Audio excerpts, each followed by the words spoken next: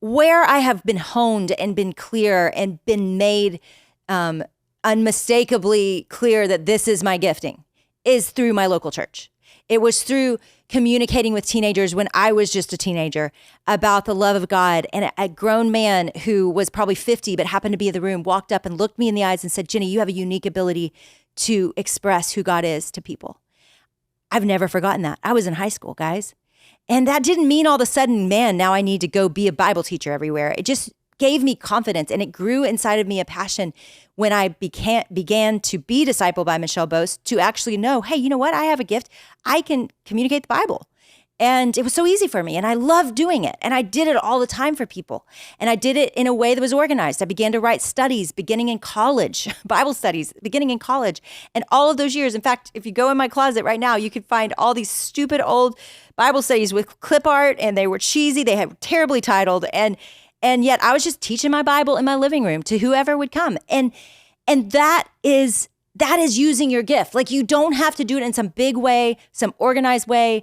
I, for 15 years, just randomly emailed a few people, would you want to do a Bible study together? And I would print up, some little pamphlets or paper with a little notebook, 3-ring binder. I charged them $5 a piece because I didn't have any money, and they had to pay for their own notebook. And that was how I did Bible study for years and years and years. But I was using my gifts. And what you want to bet, we can talk about it in heaven, what you want to bet that there is more fruit in the generations to come from my little Bible studies in my living room than my big stages with If Gathering and everything else.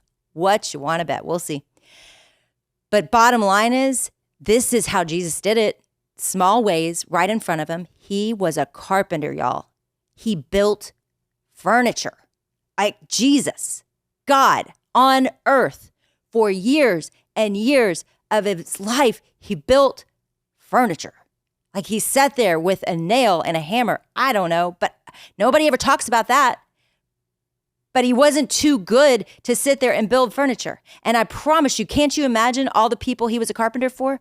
The relationship they had with him and the people that saw his work. And I imagine, being God and all, having made the whole earth, he probably made excellent furniture or whatever it is he built with wood. I'm just guessing it was a table or something.